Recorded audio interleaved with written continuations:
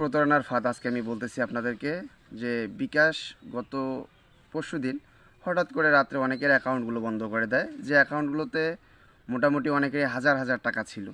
তারা বিনা নোটিশে এই অ্যাকাউন্টগুলো বন্ধ করে দেয়। তারা কারণ হিসেবে দেখায় যে এই অ্যাকাউন্টগুলো একটা আইডি কার্ড থেকে দুইটা করে অ্যাকাউন্ট খোলা ছিল। এই কারণ দর্শায় তারা ফোন দেওয়ার পর তারা এটা বলে, কিন্তু আমাদেরকে যখন তারা এই বিকাশ অ্যাকাউন্টগুলো বন্ধ করে দেবে তখন তারা আগে কোনো নোটিশ প্রদান করে নেই যে আপনার অ্যাকাউন্টে আমরা বন্ধ করে দেব, বা আপনার অ্যাকাউন্ট আইডি কার্ড দিয়ে দুইটা অ্যাকাউন্ট খোলা ছিল আর একটা অন্য কেউ খুলছে, বা আপনারা দুইটা বিকাশ অ্যাকাউন্ট চালাচ্ছেন এক আইডি কার্ড দিয়ে, আপনি যে কোনো একটা চালু করেন আর একটা বন্ধ করে দেন। এরকম কোনো নোটিশ না দিয়ে তারা হঠাৎ করে গ্রাহকের অনেক অ্যাকাউন্ট বন্ধ করে দিয়েছে, যেটাতে সাধারণ মানুষের হাজার হাজার কোটি টাকা গায়েব হয়ে গেছে।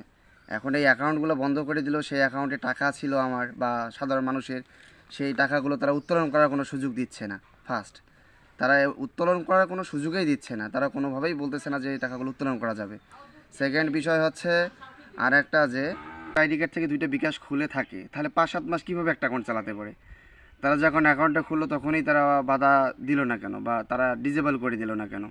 একটা মানুষ যখন 5-6 মাস যখন অ্যাকাউন্টটা অনার্গল চালাইতে থাকে তাহলে সে অ্যাকাউন্টে কোনো সমস্যা হওয়ার কথা না, অ্যাকাউন্টটা তো কোনো সমস্যা হওয়ারই কথা না, তাহলে তারা কীভাবে অ্যাকাউন্টটা হঠাৎ করে এসে বন্ধ করে দেয়?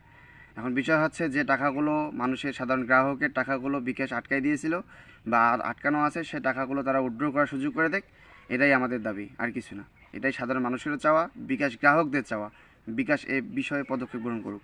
ধন্যবাদ।